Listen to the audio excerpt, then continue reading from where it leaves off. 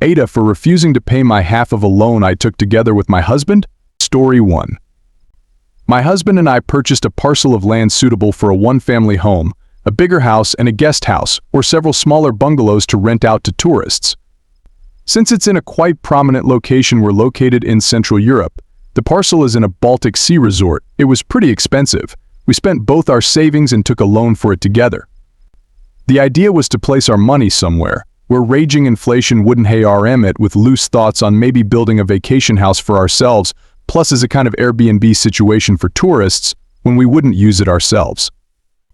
We recently had a child and my husband started pushing on building a house for our family there. We live in a neighboring country and the land is in our country of origin. We don't have clear plans as to where we are going to live in a couple of years when our son is supposed to go to school, but we'd rather not stay exactly where we are right now.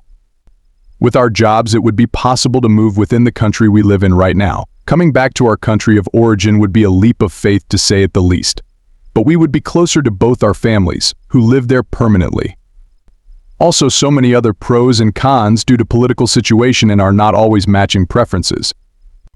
Now, as I mentioned, we recently had a baby 9 and I'm staying at home with the baby. I'm on paid maternity leave, which is paid by the state. It's a complicated system, so let me just say that there is a fixed amount of money you can be paid, depending on your income, and how much you get a month depends on how long you declared to stay home with the child.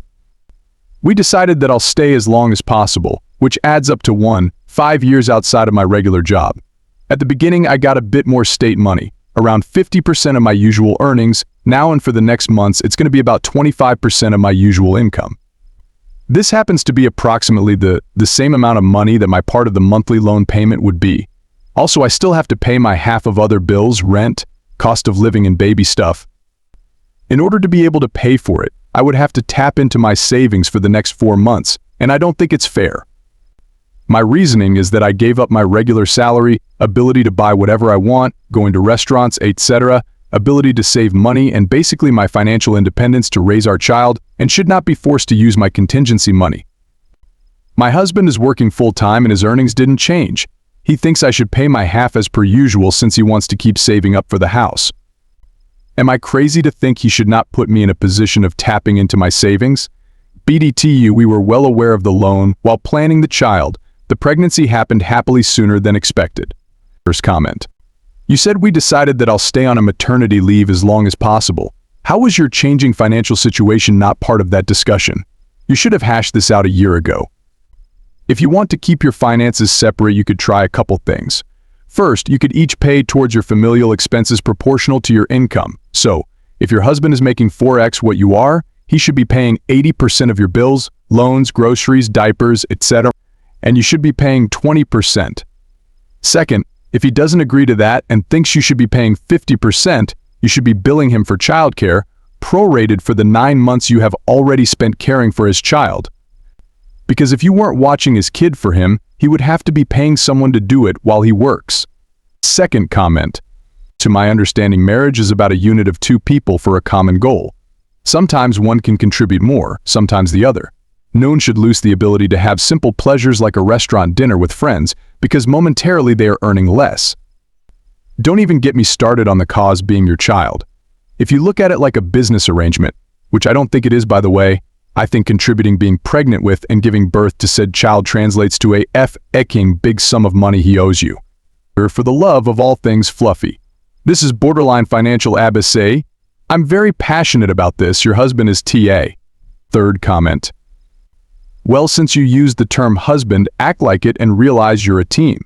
All money you both have coming in goes together and then gets split up.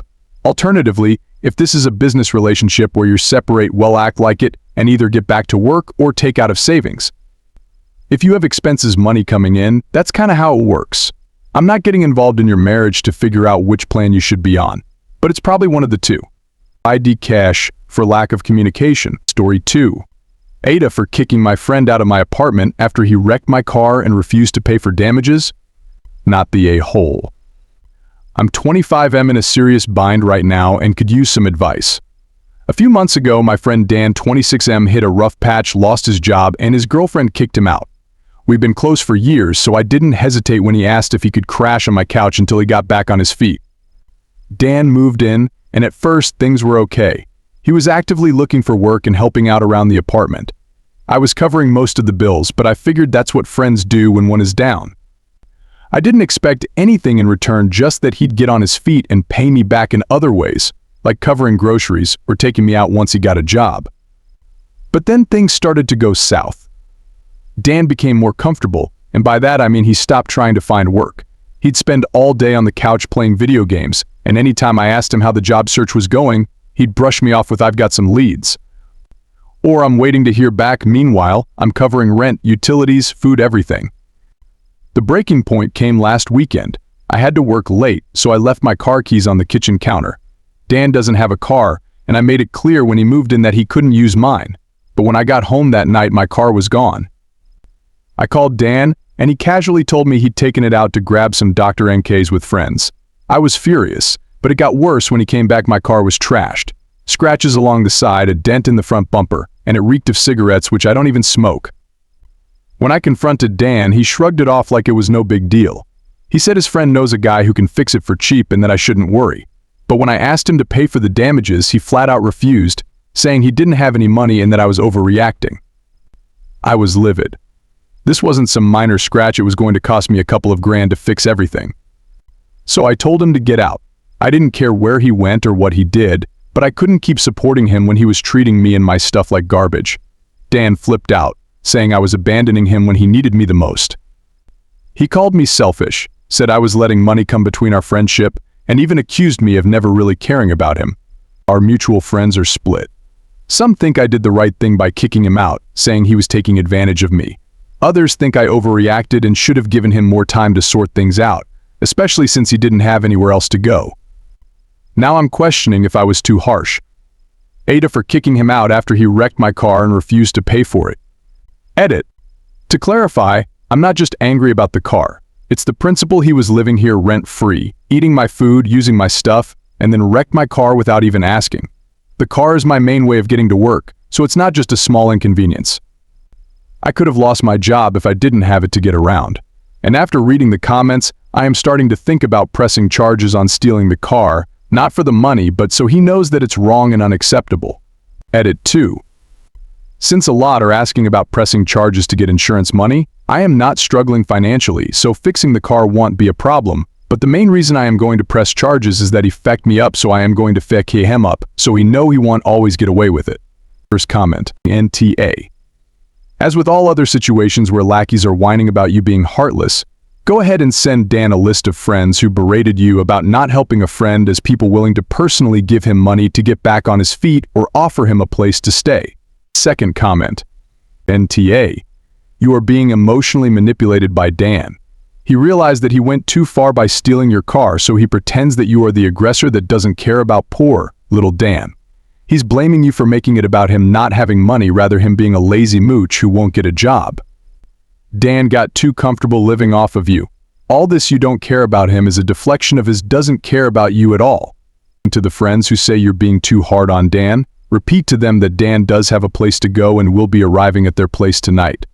Report the car theft so you can collect the insurance to cover the repairs. Third comment, NTA. But now you know when you help a person until they get back on their feet, rather than saying for 4 weeks or other hard deadline, they'll take advantage of you. Any of your mutual friends who think you're being too harsh should feel free to take in an unemployed layabout who might take your car without permission. Story 3. AITA for being sarcastic to my fiance's mother when she made uneducated comments about South Africa. Not the a-hole. I'm a 27F from Johannesburg, South Africa. My fiancé, well 27M, is American. We met in 2018 during my MSc Master of Science in England. We dated briefly but lost touch after. In 2021, he reconnected with me via Instagram, and our relationship blossomed. He's visited South Africa a few times, and I've visited him in New York once. In May 2024, he proposed to me during a visit to Johannesburg, and I happily accepted. Recently, I got time off work and visited him in New York again. We also planned a trip to Atlanta to meet his family, whom I hadn't met before. I was excited but nervous. At first, everything seemed fine. His family welcomed me with a big dinner.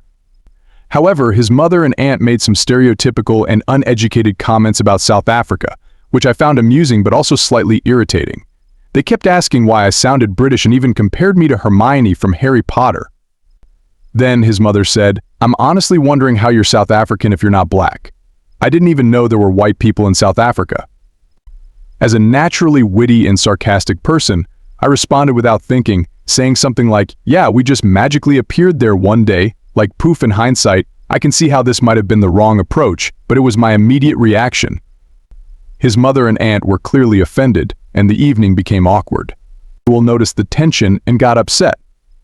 When he drove me back to my hotel, he started ranting about how disrespectful I was to his mother and aunt. He talked about how important respect is in his family and didn't let me explain. I apologized, still confused because I didn't think much of my comment at the time. It was meant to be lighthearted. However, Will raised his voice, expressing his disappointment and saying we'd talk about it later. Since then, he hasn't responded to my messages or come back to the hotel to speak to me. Now I'm wondering if I was really out of line. I didn't mean to be disrespectful, but I didn't expect them to be so sensitive. So AITA? First comment. You BF just flunked an important test. He should have shut down his mom's ignorance and racism. He left you to defend yourself and you did gently and now he blames you. Strike 2. NTA. Second comment. I'm confused that they had never seen your picture. Were they surprised you were white? Or this was the first time they were able to voice it? Either way, NTA. Sounds like you matched their energy.